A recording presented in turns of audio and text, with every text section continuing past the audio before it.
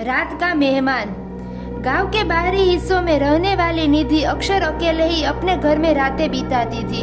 उसका घर गांव से थोड़ा अलग खेतों के बीच में बना हुआ था। वो बहादुर थी, इसीलिए उसे अकेले रहने उनके लिए कोई बड़ी बात नहीं थी। एक रात करीब 11 बजे जब निधि अपने काम खत्म करने के सोने की तैयारी कर रही थी, तभी दरवाजे पर किसी ने दस्तक दी। चौंकते हुए उसने सोचा, इतनी रात को कौन होगा।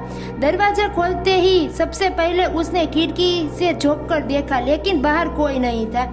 उसने इसी हवा को झोंका समझकर नजरअंदाज कर लिया और वो वापस सोने चली गई। कुछ ही देर बाद फिर वही दस्तक। इस बार दस्तक तेज और लगातार थी। जब निधि थोड़ी घबरा गई, उसने फिर से खिड़की से बाहर देखा, लेकिन इस बार एक परछाई दिखी।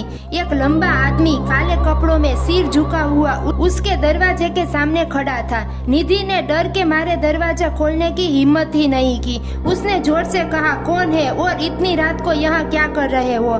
कोई जवाब नहीं आया। परछाई बस वही खड़ी रही। निधि ने हिम्मत जुटाई और पुलिस को फोन करने के लिए अपना फोन उठाया, लेकिन तभी लाइट चली गई। कमरे में धूप अंधेरा छा गया। मोबाइल की स्क्रीन ही हल्की रोशनी ही अब उसका सहारा थी। कुछ मिनट बाद जब सब शांत लगने लगा, निधि ने राहत की सांस ली, लेकिन तभी उसने खिड़की के शीशों पर 3 खीरोचों की आवाज सुनी। ऐसा लगा जैसे कोई बाहर से शीशा खरोच रहा है। उसने डरते डरते खिड़की की तरफ देखा। वह आदमी जब खिड़की के बहुत करीब आ रहा था, उसका चेहरा साफ दिखा, सफेद, बेजान, और उसकी आंखें पूरी तरह से काली थी। वो धीरे धीरे मुस्कुरा रहा था। निधि का दिल जोर से धड़कने लगा। वो दौड़कर अपने कमरे के अंदर आई और दरवाजा बंद कर लिया, लेकिन दरवाजे के बाहर से भारी कदमों की आवाज आने लगी। वो जान गई कि वो आदमी घर के अंदर आ गया है।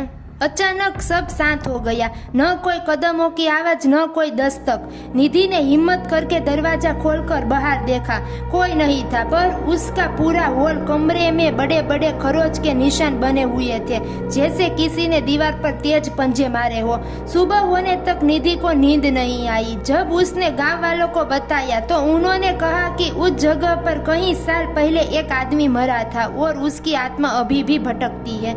उस दिन के बाद निधि ने उस घर को छोड़ दिया और वो गांव के अंदर रहने चली गई। लेकिन हर बार जब वो रात को अकेले होती है, उसे वो दस्तक फिर से सुनाई देती है। क्या वो मेहमान अभी भी मुझे ढूंढ रहा है?